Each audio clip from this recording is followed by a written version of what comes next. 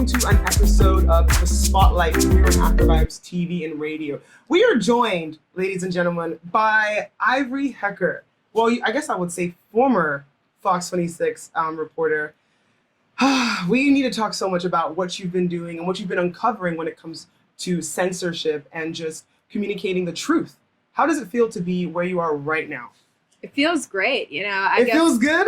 Yeah, I feel like I'm out of a corrupt, corporate news organization. I thought it was a journalism organization, but it's not really. So it feels good to be out and have so much support from Americans who are hungry for unfiltered journalism. So, ladies and gentlemen, if you don't know what Ivory Hecker's been up to this past week, I will tell you. So she was a former Fox 26 news reporter, and she was reporting on the news as most reporters have been doing. But she started seeing that censorship and a lot of, twisting of the truth or being a little bit, sneaky with what she should be reporting was being done by the higher-ups. And she said no. So on, I think, June 14th, she went on a live broadcasting, and instead of talking about over heaters that were not working, ACs that were not working, she decided to let everybody know what was really not working. But when it comes to news broadcasting and Fox 26. And so you not only worked in Houston, you worked in Minneapolis, you worked in Lexington, you worked in California, mid markets and major markets too. Tell us what made you just come up on Fox that day and say, you know what, I'm going to talk about this because I don't want you guys to be censored. I don't want the news to be censored any longer. Well, it was a series of events where Fox just clamped down on certain facts that were happening on the ground, where normally a journalism organization would want people to know the facts. Right. And this is not them saying, oh, we just, due to time constraints, we can't fit that in our show. Mm-hmm. This is saying, do not talk about this topic. And so that was really creepy. Not only that, but they actually tried to internally damage me and defame me. So just strange things that came out of nowhere when I had a fantastic relationship with my bosses. And then all of a sudden they're doing these things to control the narrative. So it all started to shift almost a year ago, and that's when I was like, gosh, I want out of this, and I feel like the public should know about it. Right. And it every day for months, I would think about this and be like, how can I get out, and how can I let people know what's happening? And then it all culminated in this week. Right, and you talked about feeling muzzled. Mm-hmm. What do you mean when you said you felt muzzled? Well, Fox was muzzling me by keeping me from telling certain facts to the viewers. They had told me, if you say these things, you're in trouble. Basically, I knew if I said certain stories were happening, then they could fire me or discipline me somehow. And so Fox 26, and you also talk about Fox Corporation too, based in New York, they have their own agenda. They don't want you to be talking about certain things. And so we have been facing COVID for the last year and a half, and that is something you were asked to investigate, right? COVID drug treatments. And tell us a little bit about that and how Stella Emanuel was part of your situation. It first started to get weird when I covered Dr. Stella Emanuel. Fox assigned me to cover her after she spoke in DC about treating her patients, including hydroxychloroquine. Right. It went viral. It started getting censored across social media, which was really weird. We hadn't seen censorship like that. Right. So they put me on the story, and they said that the story was great. But afterwards, one thing that really weird happened when I covered Dr. Stella Emanuel, I included a study on hydroxychloroquine at the end of my report, spelling out how the study says that the drug is neither harmful nor helpful in the treatment of COVID, despite Stella Emanuel saying she's had fantastic success by mixing it with other drugs. So right before air, my boss says, talk less about the study, talk more about her weird religious beliefs, basically. That's crazy. Yeah. So basically, don't go after the truth about COVID treatments. Yeah. But go ahead and discredit the doctor that's giving them options. Right. So religion has nothing to do with drug treatment. So they were mandating me to get off topic and smear this woman Fox told me to smear Dr. Stella Immanuel by saying she's super strange because her religion from Africa is different than American. And I was like, really? You guys want me to do that when I'm trying to talk about whether her treatments are working or not? Right. So I mean, they wrote some nasty things for me to say, and I refused to say them. And so What were the things that they asked you? They wanted me to bring up, like, you know, that she's creepy because she believes in sex with demons or something, like strange things that, you know, according now, some of my best friends are African, and my friend from the Congo says that their demons are, you know, believed to be part of, you know, it's kind of part of the religion that demons are a thing that you have to grapple with sometimes.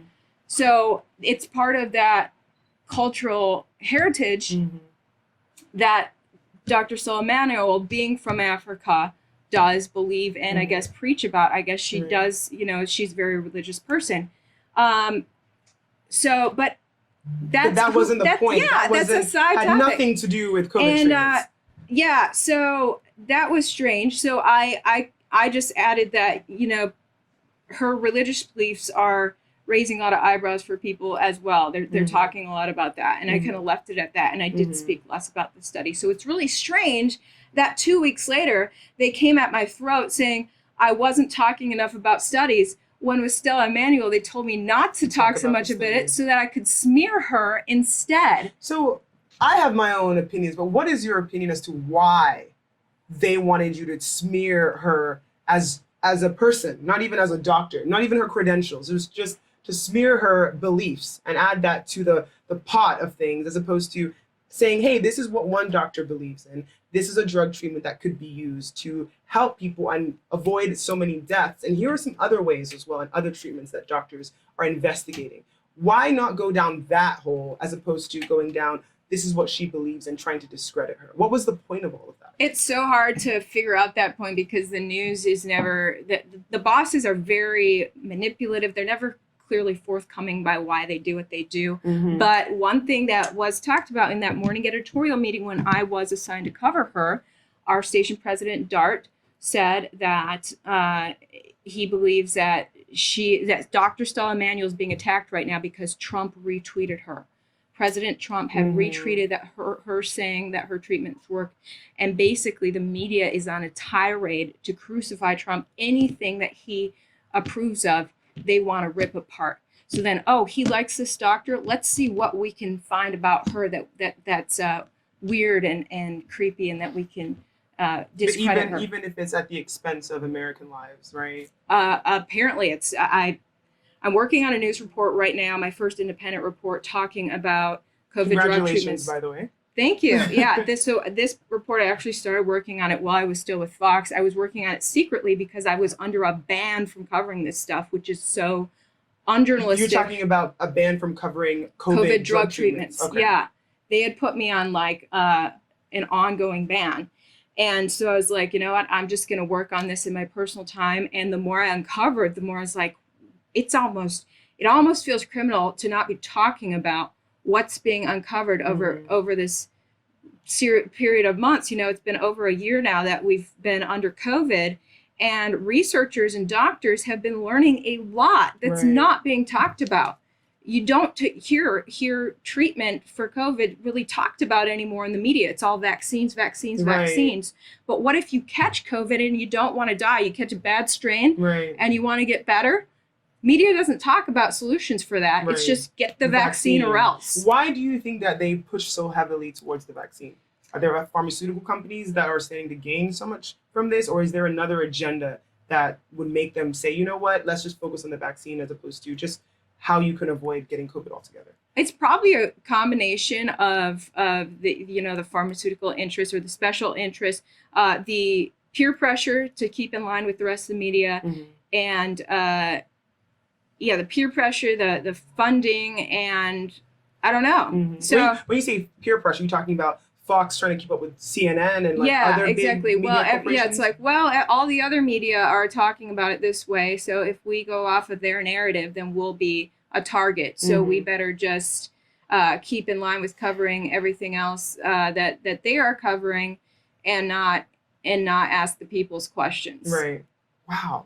And you, in your explosive recordings that you've had, I want to get into that preparation that you must have had to get those. But Susan Schiller, who was your VP and your news director, and Lee Meyer, your assistant news director at Fox 26, you've said even, you know, off camera that, you know, you hope that Lee Meyer and Susan Schiller, you know, leave Fox and just kind of escape, you know, the bureaucracy that they're, you know, that they face every day, and that's obviously impacted you and your career. You know, why do you think that they were so complicit, and what do you have to say if you were able to talk to them now? It's sad because I feel like they're good people who've sold their souls to the corporation. I still love Susan Schiller to this day. She and I naturally click, and I feel so bad for the situation she's in right now because I know she loves news. She lives and breathes news, and she is completely controlled by her bosses. And I think she's living in a lot of fear right now and like needing to make sure she's pleasing them while trying to adhere to journalism as much as possible. But I've been told, you know, behind the scenes, when she's in meetings with either her station president Dart or with New York, when they're calling on her saying Susan in Houston, that she defends me when those corporate people try to attack my journalism. She's defending me. So it's sad that she has to try to defend a journalist for doing journalism, and then end of day she has to sometimes discipline a journalist for doing journalism. And you have your degree from Syracuse. Like, you are somebody that is very educated, and you have your credentials, right? And you've worked in different places, like we talked about at the beginning of the interview. So it's something that it should be easy for her to defend, as far as, you know, hey, she's just doing her job. But where do you think, what's the final limit for her as far as her trying to defend you and still keep her own job? Well, I think, you know, if the boss just says, I don't care, discipline her anyway, then that's what she's got to do. Because she and some of the other bosses put a lot of blame on a gossip site who had written an article about me. I guess that's how I got called out as someone who was a problem, because a gossip site said I was, even though my journalism was just straightforward. What was the gossip site? Remember? I'm not going to name the site because it's a trash site that doesn't deserve naming. Yeah. I get you. Yeah, but it's like I don't support sites that write smears, and the site was writing a fake smear about me. Instead of standing with journalism, they stood with a smear and said, oh, we don't care that we know what Ivory reported. We're going to stand with this guy who says that Ivory sucks and decide she does suck. And so we're going to clamp down on her and discipline her unfairly, even go so far as to defame her, which, by the way, is one part of speech that is not protected under the First Amendment. Right. And so I had to get a lawyer and remove their defamatory statements about me. And it's just ridiculous. It's so sad that it's come to this. And this is because I am fearlessly pursuing journalism regardless of the narrative. I don't care about the narrative. I'm aware of it, and it does feel a little bit uncomfortable when you're interviewing someone and realizing the story doesn't fit the narrative. But end of the day, you got to stand with the truth regardless of the narrative and put your neck out on the line as a journalist. A lot of journalists don't do that. That's why I posted recently about a crisis of timid journalism. I do think that a lot of journalists are too timid, and they'll just bend the story to go with the narrative because they don't want their neck on the line, because they don't want what happened to me to happen to them. Yeah. And so on Monday, June 14th, you know, before we cut to break, just tell us what was going through your mind at that time. Like, why now? Why was it on Monday, June 14th that you decided enough was enough? What did you eat for breakfast? Was it why was it that day at that time? And was it because you were hot? Because I know you were reporting about AC not working. So, but what made you do it that day? Well, it was just a culmination of things. I don't even remember what I ate, but I had by chance met with this other group, Project Veritas. We had crossed paths by chance, and they were interested in my story because they like to expose corruption. And so just them having my back there and saying, we're going to stand with you and tell your story, and then them kind of helping me collect evidence on this story and put my story together. It was just like, okay, it's time to just come forward. Right. And you just got to do this, because that's going to help get the word out about, people need to wake up that the news is not just straight shooter. Right. Wow, you guys, I hope you guys are enjoying it just like I am. Man, thank you, Ivory. We will be right back. We're going to take a short break. This is Afrovibes TV and Radio. This is the Spotlight here. We have our guest of honor, Ivory Hecker, former Fox 26 reporter. We'll be right back.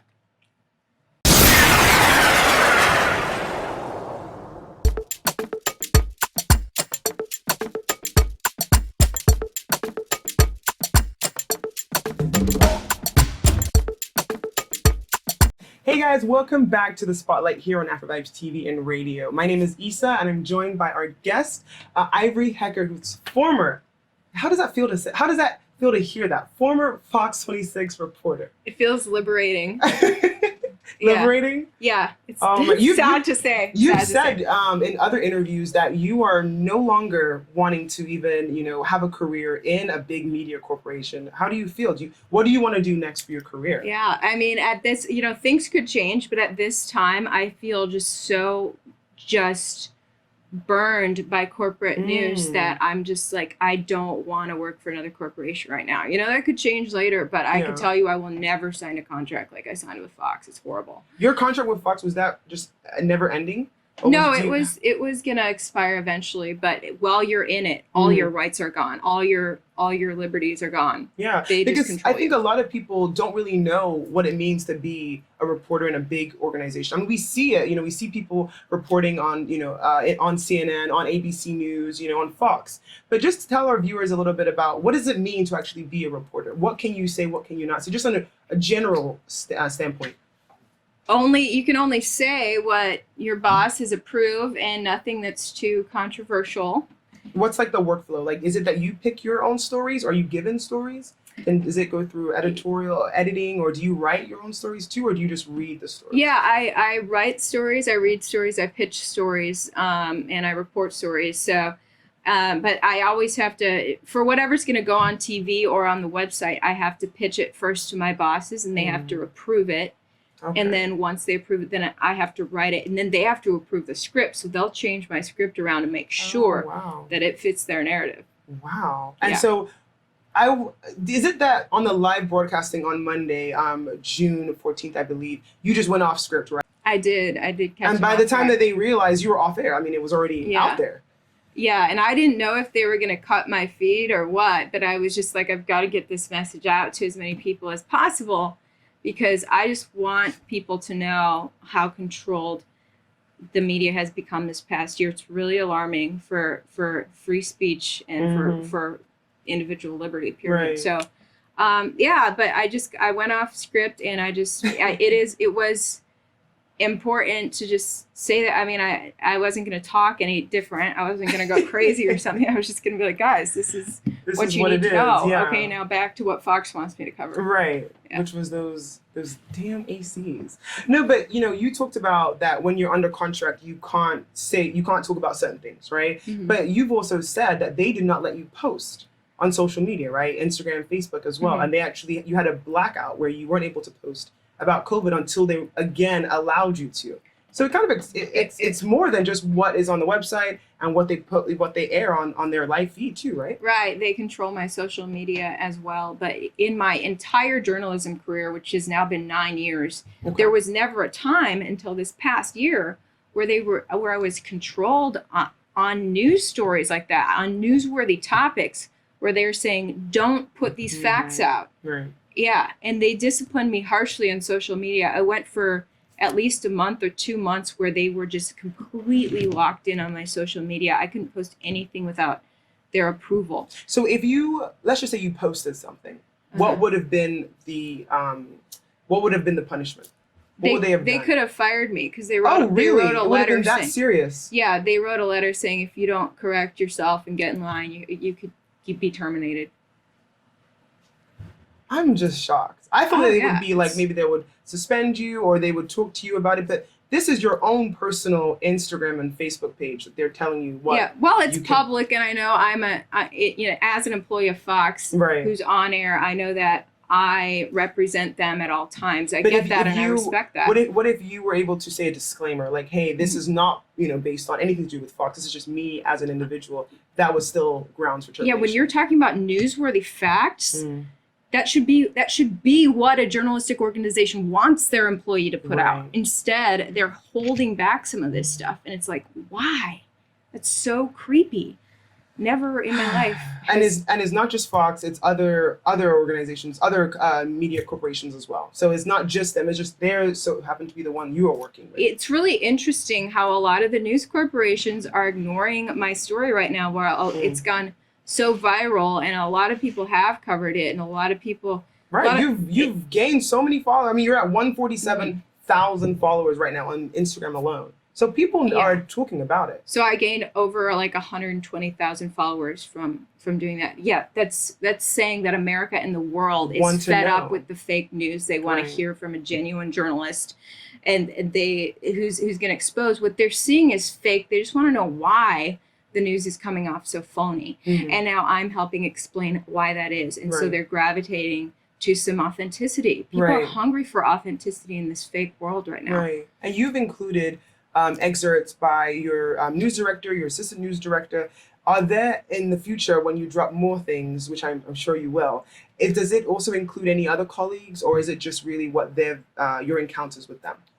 Well, it's just really important for the public to see how these edicts come down to the journalists on the ground, the people who are there interviewing the people and witnessing the evidence of what's happening, regardless of it, if it fits the narrative. Then so it's the people up top controlling people like me, and those were the sound bites that I thought it needs to be shown without a shadow of a doubt. You need to hear them in their own words so that you believe me. Otherwise, I will be accused of like just gossiping or... You have the hard evidence, and it seems like you've spent a lot of time preparing for this. You have recorded Zoom meetings, video calls, there's audio recordings as well. When did you decide enough was enough? I'm going to independently write my own pieces, and I'm going to do that on my personal time, and I'm going to be recording these people so I can, in the future, out them and let people know what's happening and why they're censoring me. It's so funny because I never intended, when I first started recording them, I never intended to release that to the public. I was doing it to protect myself, and I was like, okay, they're coming at me. And actually, when I finally got a lawyer, I was initially recording them on my voice memos app just to protect myself. And sure enough, they accused me of fake things, and I had to email them attachments of their own voices to say you're lying. Yeah, I attached audio of their own voices in emails to my bosses saying, you're lying, back off. I'm a journalist covering the facts, and you're in the wrong. And that they still didn't back off. So I got a lawyer, and the lawyer said, no, you need to record their faces on camera. So it was just a protection modality in the beginning. I need to protect myself by showing them, because if this needs to go to court, this is getting really crazy that they won't allow facts on the ground to be covered at some point. So, but then once I was really into the thick of it, I was like, wait, the limitation of facts on the ground reaching the public's ears, that applies to the public, and I think they deserve to know that the narrative is really being strangleholded this year for some reason. So that's when I was like, okay, what they've done to me is so wrong. I will not continue in this company. I'm going to find a way out. And when I find a way out, I'm going to drop these recordings somewhere, and then I'm going to say, peace out. I've done my duty. The public knows what's going on. Yeah, and then I have my piece. I'm separated from them. So what is the next recordings that you're going to be releasing so that we're all awaiting in anticipation, but what can you say right now? I do have hours of recordings with my bosses, and it's not my hours? Yes, because obviously this continued for months, but it's not my intent to just trash them every day. If my point is made, that's sufficient. I just want the people to know, and that's enough. I think I've dropped the most important recordings. If you check my Instagram, I posted some really key recordings of them showing how they were forced to shred a defamatory letter, and hearing them in their own words with that, and then showing how they are against free speech and pro-censorship, basically. So I've dropped that. But the next thing I really am planning to drop is my independent news report on COVID drug treatments. I'm finally covering what they have banned me from covering for so long. And as you'll learn in that report, I am not the only journalist being shut out of covering this topic, which is almost criminal that you wouldn't talk about life-saving treatments. Was this across, is this just in Fox, or is this across media? Across media. So other journalists are also not being able to report on the treatments as There well. are journalists right now still within their organizations going through this sick shutdown on the truth. And this story is going to show that they are not alone. Me coming out shows them that they're not alone. Right. But maybe they're not as brave as me right now, but I hope some of them will start coming out. In fact, you may see some other journalists come out very soon. There you go. I've personally heard from several journalists emailing me and messaging me saying that they're going through the exact same thing. It's a very sad thing. I don't know what happened to the media this past year. There always was like a little subtle slant in the news sometimes, but this past year it just really ratcheted up. I agree, because I know a lot of people have been saying, like, even with CNN, CNN and other news companies and news organizations, they are not being so forthcoming with the news. People have said that a lot. I've heard that from different social groups, to the point where a lot of people are saying, you know what, I'm not even going to listen to the news, or I'm going to get my news from other sources and outlets. So I feel like, that's something that I can see. And it's very sad, because even in the last couple of years with COVID and then with George Floyd, there has been, a microscope on the news. People have been watching the news because of, obviously, a global pandemic, and then, a situation that has really unraveled and shown the true course of America, right, when it comes to African Americans. So what do you think? You had talked about encouraging copycats, right? And so you're saying that, hey, it's not just me that's going through this, other people have as well. But when you're asking people to also do this, what do you mean? Are you talking about just civilians? Are you talking about journalists? Are you talking about everybody standing against corporate entities and corporate media corporations as well? I'm not saying corporations are bad in and of themselves, but if you witness corruption in the dissemination of truthful information to the public, I feel like it's your duty to come forth with it, or at least, you don't have to be as bold as me as to stand in front of a live TV camera and say what I said, but even if you do something subtle, if you quietly leak a document or a recording, I know that Project Veritas has a tip line where you can anonymously send them like a leaked recording or something. If you even do anything like that, or just, I'm actually going to, in my news report I'm going to put out on COVID drug treatments, it also shines a looking glass on the media's coverage of this. It's pretty glaring, but there's one point in the report where I'm going to show how someone within a news corporation dropped a very subtle hint about what the corporation's really up to.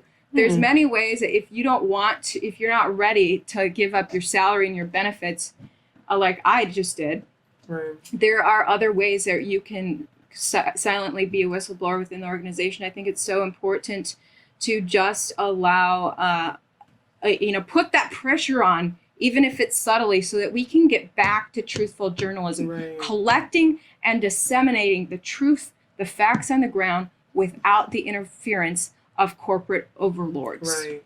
Man, and I feel like, with what you've done, you've given a lot of power to civilian journalism and even just people doing it independently, right? Yeah. So what do you feel like is the future of journalism? I do think this is the era of independent journalism, of citizen journalism. Now that everyone has a cell phone, we can actually, sometimes the citizen has better footage of what's really going on than a reporter does. I agree. Even Donnella Frazier, who was a teenager that recorded George Floyd's death, poor girl. I don't even know how she had the strength to do that, but she, wanted an honorary Pulitzer Prize, for just her courage for doing that. So it does show that, journalism, effective journalism, could be done, just by a teenager, standing on the curb of the street. Yeah. So, with now what you've done, moving away from a bigger organization and saying, hey, I'm going to report on the truth. I'm not going to have the backing, but I know that I'm going to be reporting on the truth. What's next for you? What's next in your career? Well, I've gotten several job offers from independent journalists who have grown such a following themselves that they want to add people onto their staff, and that's pretty cool. Oh, that's I think, good. if I do accept a job, Mhm. it might be something like that. Right now, I'm just like taking a breath. I'm going to put out this first independent report Right. and just maybe finally like just feel some peace in my soul for once, because it's been 10 months of just feeling like my soul has been crushed. But yeah, one thing I want to do moving forward now is just educate people more on what journalism really is and what the free press is supposed to look like. Mm-hmm. Because there is no continuing education course for journalists, and sometimes they forget what they learned in journalism school, that it is not supposed to be the way that Right. you're being treated and oppressed and bullied and pushed around as a journalist. You have the right to stand up for yourself, and you should put the pressure on to those corporate bosses.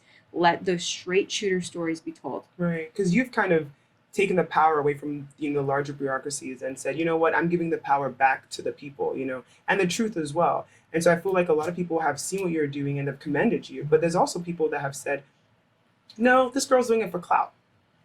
No, I Yeah. think she wants to be an artist, and she's just doing it for clout. What do you say to the people that say that? I'm sure there's people that have all kinds of different ideas, and it really doesn't matter Mhm. what anyone thinks. Right. But I mean, yes, I happen to have music that pours from my soul sometimes, and I write that the pours music. from your soul. Yeah, I no, love it. these songs literally come in my sleep. I became Mm. I became a songwriter in 2019 after meditating a lot. Songs started to just pour out of my heart. They would come in my sleep. Right. I would write them down. I've produced a couple of them. I honestly felt it was my duty to produce what God literally sent straight from my heart with zero effort. Like not a single song that I've written took any effort. So I was like, this is from pure inspiration. I should do something with it. So yeah, I have done my music. And I think it's so important for every individual to stay so loyal to who they are in their Right. heart of hearts. And in my heart of hearts, I do have that creative side, and then I do have this side that just values freedom so much. I want every single citizen of this globe to be able to live their lives without the constraints of these overlords that are trying to Right. manipulate you. And I think information helps manipulate people if it's not accurate information. Right. So I just want to make sure that as a member of the free press, I'm doing what I can to keep the press free, which Right. then keeps the people free. Right. And that's why I love Afrovibes TV and Radio, because this is one of the independent Yeah. news outlets and media companies, right? And so as you're talking here, you're able to speak freely and say whatever you want. And so, as you go to your next job, what do you feel like you're looking for next? I know you've said that a few companies have reached out to you and they're Yeah. independent, but what are you saying, you know what, I've been through 10 months of hell, and we're going to get into mental health in a second, but like, what is something that you're like, no, this is a deal breaker if I see this in the contract or if I work with this independent news company? The most important thing to me is the loyalty to the citizens and the truth from here. And that's so funny because there was one news corporation that did interview me after I parted ways with Fox, and they're like, you may have really burned your bridges. You have this this elite resume that could have gotten you far, and now you might not be able to. Why did you do that? Mhm. And it was like, I haven't lost anything. What I've lost is the corporate connection. I've only strengthened the connection to the Right. citizens, and that's the most important thing. As long as I can have the direct connection with people trying to consume forthcoming straight shooter news, that's what I want to Right. do. So wherever I work, as long as I can cover an important story Right. without the interference of someone else's feelings about that story, that's all that matters to So me. you haven't sabotaged your entire career, as some people have said. No, my career is as a journalist. Yeah, I've definitely sabotaged the corporate career. But Mm. I did that purposely because corporations are shredding their loyalty to the citizens. Okay. I mean, I totally get you. And, a lot of times I feel like you've become more of a credible journalist, right? Yes. Even though you're not with Fox, which would have made you credible in and of itself. And now with what has happened, you're a credible journalist because you've stepped away and wanted to fight for the people so that they can get the truth. So what do you feel like you're going to do with this newfound credibility, even with, your newfound exposure that you have on social media and other outlets that are posting you? I just want to continue educating people about journalism. I've been asked to speak at several events this summer. Okay. I'm going to do that, and I'm going to kind of teach people the history of the free press and free speech and the importance of not letting the free press become corrupted like we're really seeing happen this past year. So if more people can arm themselves with information about the history, then we could really protect our future.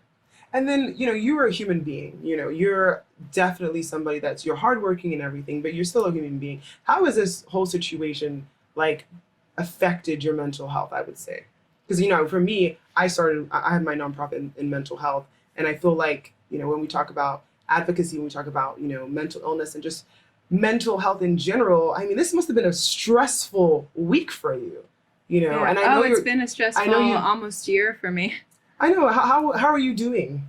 Can I ask that? How are you doing, Ivory? This is crazy. I'm to really doing stand up to so these much people. better now. I'm doing so much better now because I'm being my authentic self. I'm not hiding anything from the people that I care about, which are the free people of America and the world. Mm-hmm. And so I just feel so much better to just be free, Even though I feel like Fox, a catharsis, freedom now at this point. Even though Fox was my family, and I still care a lot about those people there, and I'm not trying to trash them, even though they probably hate me so bad right now. But I know there's a lot of good people at Fox, and they do still do some good journalism, but it is tightly controlled.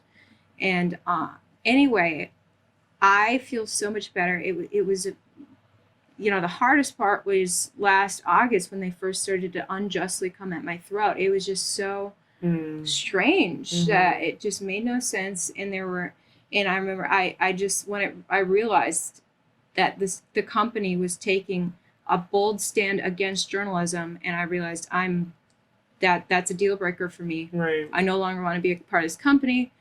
And then I was really thinking, I don't even know if I want to be a part of corporate news, period. And then when that was dawning on me, because I had been married to corporate news for so long, it was just like, oh my gosh, I just sat there and cried when I realized that this is it. I'm gonna turn a hard leaf and enter a different chapter in different life. direction. And then, so you're not with Fox anymore. They fired you via text, right? But I received a text.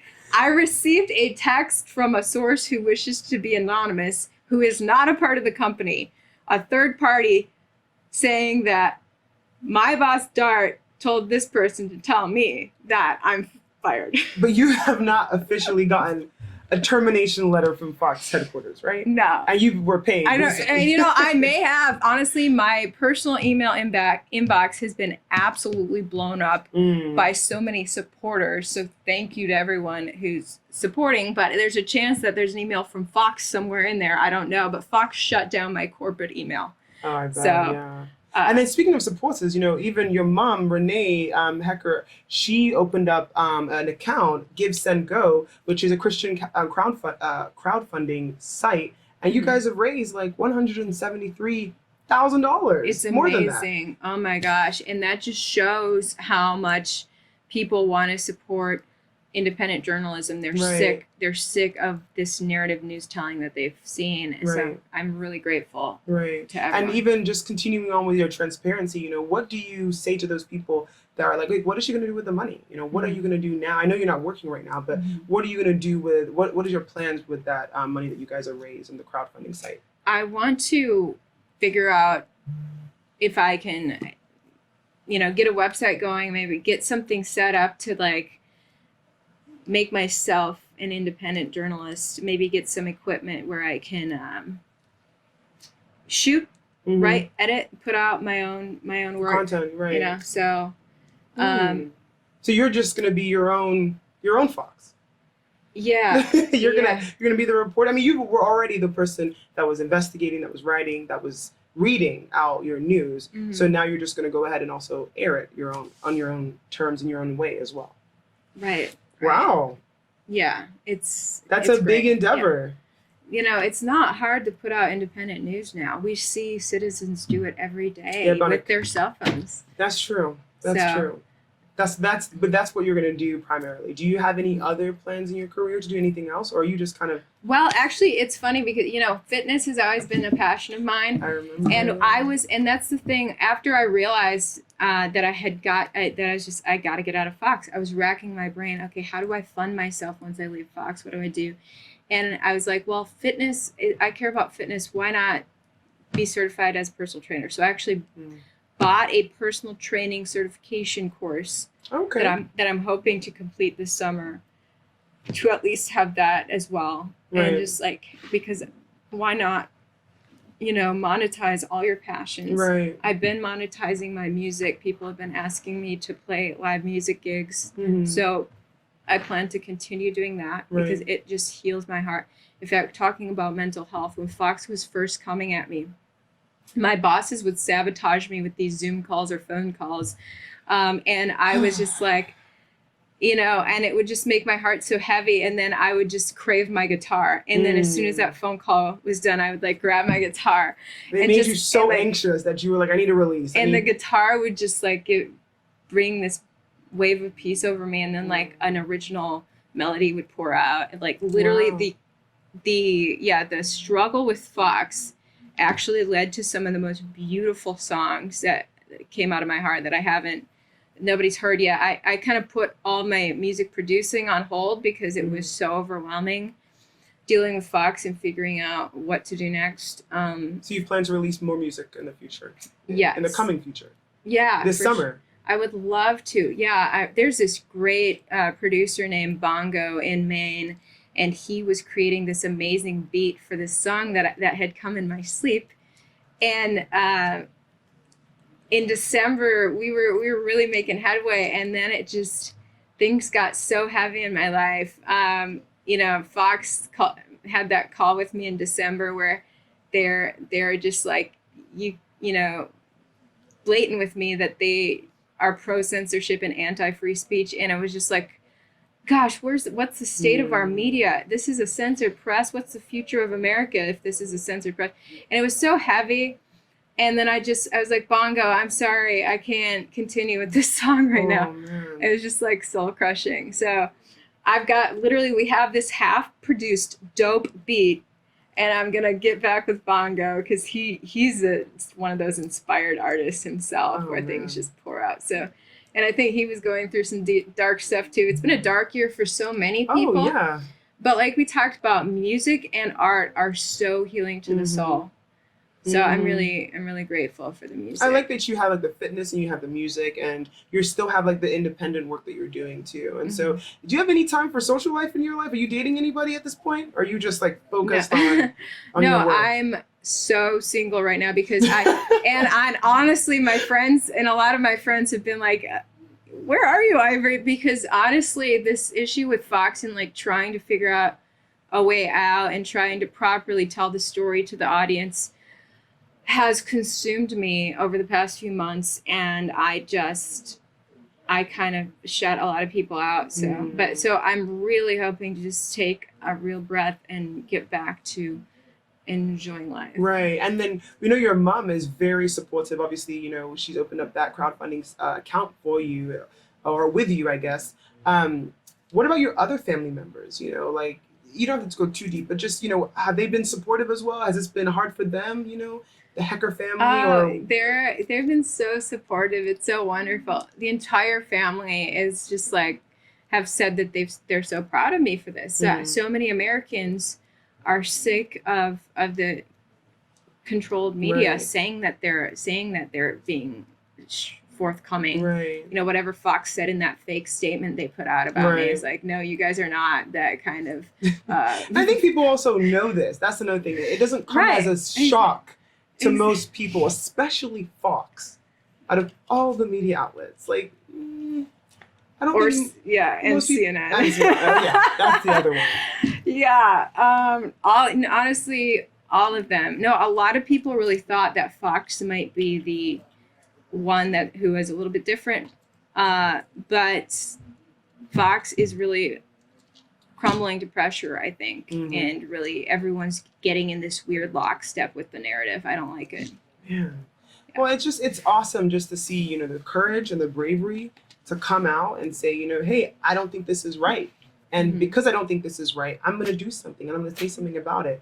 And damn it, if my career, you know, is put on hold and my mental health is, you know, it's been affected, you know, my family, my friends, I've shut them out. Like, it's a lot that you've taken on in order to do this work.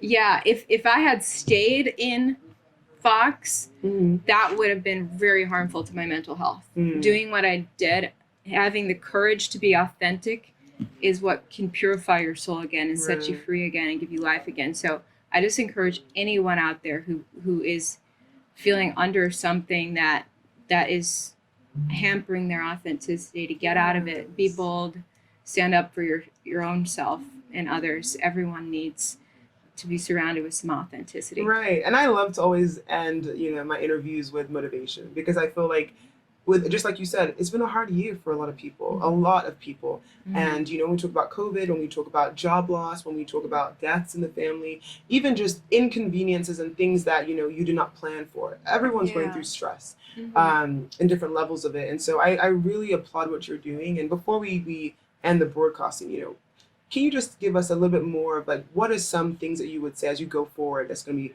positive things you're going to keep in your mind to make sure that your mental health stays high and that you are, you know, still happy and still bubbling, you still have blonde hair and you're still good? What are some things that, you know, you are going to keep in your mental just to kind of push through as you embark on this arduous journey? I mean, this is not over. Right. Just, it's so important to love everyone and tell the truth. That's one of my favorite things is love everyone, tell the truth. And actually, I remember back to journalism school, my journalism professor, Joan Deppa, I went to visit her office hours one day thinking about my media future. And it was like, what if I cover this or that and people think it's because of this or that ulterior motive? And she just said, to thine own self be true. She used that famous old quote, to thine own self be true. And I've always remembered that end of the day, it doesn't matter what anyone else says or does. If you know in your heart of hearts that you truly believe that you're doing the right thing and doing the right thing for yourself and others, then who cares what anyone else does to you? And like I said, I know I've forfeited my salary, which is a pretty nice salary. I've thrown all that out in corporate news future. But it's way more important to me to keep it real and to be authentic and loyal to the good people of the world.